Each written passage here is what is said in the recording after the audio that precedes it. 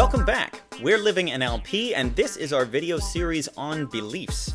In today's video, we're going to talk about a fascinating subject: what beliefs really are and how they're formed. How do we come to believe the things that we believe?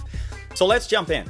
What are beliefs? I'm going to start with a quote from Wayne Dyer. A belief is nothing more than a thought you've thought over and over again.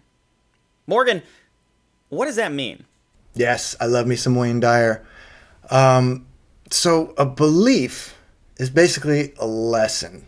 It's a lesson you've learned. It's a decision that you forgot you made about yourself or the world. It's something that got so unconscious because, if you decide something, your brain doesn't want to have to remember that you decided it, either consciously or unconsciously decided it. So your brain turns it into a belief. And then because your unconscious mind doesn't want to have to remember all of the things that you believe from time to time, it then takes it one level deeper down and makes those beliefs a part of your identity, which is itself a belief that you have about yourself. And a quick example of how these are formed is like if a little baby kid, puts the round peg in the round hole and everybody goes, yay, and they give him a hug and he feels really good. He likes that feeling. And then the next time he reads the word cat, everybody's like, oh, you're so smart. And then this kid makes a decision, conscious or unconscious, that says, I'm a good learner. Yeah, I am a good learner. So that the next time it comes for this kid to learn something, he's like, oh, I can learn this fast because I'm a good learner. And the same is true for the opposite. If someone goes, oh my God, you're just really bad at math, or just maybe someone didn't do well on a math test and they were like, oh, I must be terrible at this, and any number of ways that people can then make unresourceful, negative decisions about themselves and who they are. These are decisions that people made about themselves based on conscious or unconscious decisions. And that's why it's so important to watch what you say around kids. And I know that you and I, Nicholas, have both dealt with this. It's that sometimes the root of a problem that's like gigantic is something somebody said to a child offhand. That's just like, oh, you're just like your father, or you're going to never be this. Totally. And that stuck. And they went, yes, I am going to be just like my father. And then they forgot that they even decided that. But deep, deep down inside, they still are running on that program. And, that's how beliefs are formed and why it's so important to be mindful of what you say to children, because they are just sponges. Yeah, sometimes it's a little offhand thing. Sometimes it's a huge experience that forms beliefs too. So one example of this is someone who has a phobia of the water, let's say. So they're 2 years old, 3 years old, and they accidentally fall in a pool and they almost drown. Well, their brain, their unconscious, forms a lot of lessons, a lot of beliefs about the water that are the root, in a sense, of the phobia, the phobic response that they have every time they get around water. Yeah, and in the phobic cure, the fast phobia cure, whatever it is that you're using, we're basically just helping our clients to unlearn that lesson you were just talking about. Yeah. Another way to think about beliefs is that beliefs are just stories. They're just stories that we tell ourselves. They're things that we make up. And they can be either true or not true, but even if they're not true and we're still acting as if they are, they're still affecting us. Ooh, that's a good one.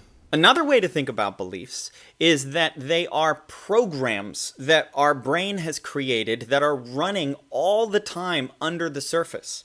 They are essentially shortcuts for decisions, like Morgan was saying earlier, so that we don't have to make the decision again and again and again every time we come into that situation.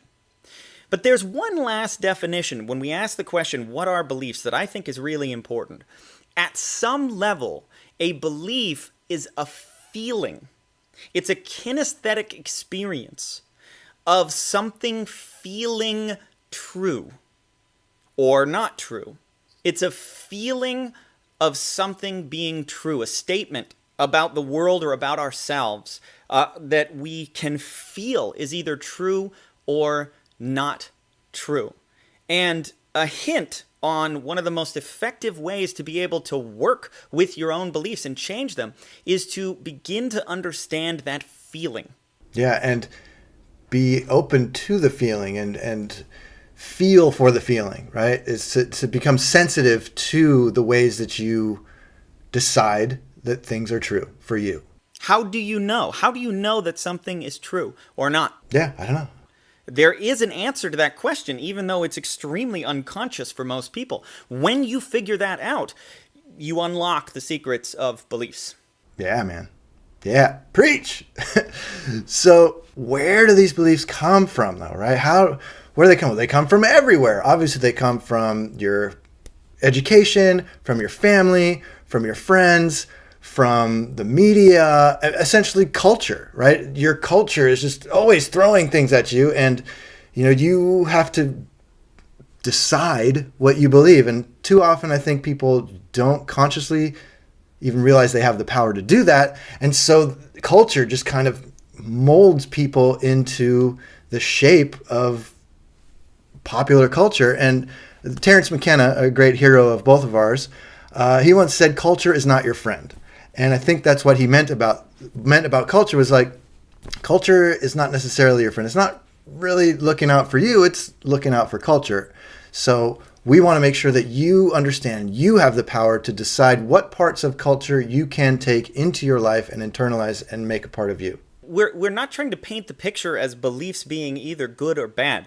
Beliefs just have consequences. Some of them work, some of them don't. I would say that the vast majority of the beliefs that you have probably work, and you probably don't need to examine those a whole lot because they're freaking working. Problematic beliefs, on the other hand, these are the ones that are connected to the things in your life that you see as problems. And an interesting thing about problematic beliefs is that they are almost always connected to traumatic events, wounds, negative experiences, quote unquote, negative experiences that we've had in our past where we created lessons. And it is the emotional charge, like the phobia of falling in the water, from falling in the water. It is the emotional charge connected to that belief that keeps the belief stuck. Healthy beliefs are ones that we can easily examine and go, oh, that's not working, so let's upgrade it and swap it out with a new belief. But the beliefs that get stuck are the ones that are tied to these deep emotional experiences, often traumatic experiences. And then we can't change them. So we keep holding on to the belief that we created when we were 3 years old or 6 years old. That's not serving us. There's a famous quote, what got you here won't get you there. And that is, nowhere is that more true than in your beliefs. So the problematic beliefs in our life are the ones that are often tied to these deeply emotionally charged experiences. The belief was formed when something happened to us that we couldn't process emotionally, and now we have these beliefs that we never question. We don't look at them. Yes, and when it comes to these beliefs, these decisions, these lessons that you learn about life and yourself, they don't necessarily have to be explicit. A lot of times they are implicit. There's things like maybe your father had a real bad relationship with money. He's like, money's the root of all evil, and had, only rich fat cats make any money. And every time that even the subject of money came up, you could tell just by the way he looked, by the way his energy changed, that money was bad. And he might not have said to you, money's evil, don't make money. But you might have just decided for yourself, money's bad because of the way that daddy reacts to it. And that is a way that a belief can become a belief without someone even actually telling you to believe it. He never has to even know that he has that belief in order for you to adopt that belief. And that's why it's so powerful to become aware of your beliefs, because your beliefs are the presupposition of your very existence. And if you want to uncover them, upgrade them, come to the NLP Reboot, www.nlpreboot.com. We're doing a workshop on beliefs, all about beliefs, becoming aware of them, changing them, transcending them. It's on May 26th from 11 to 6:30 Pacific Standard Time. It's going to be awesome. You should come on down and check it out. What else you got, Nicholas? That's it. We're good. I'll see you at the Reboot. Sweet.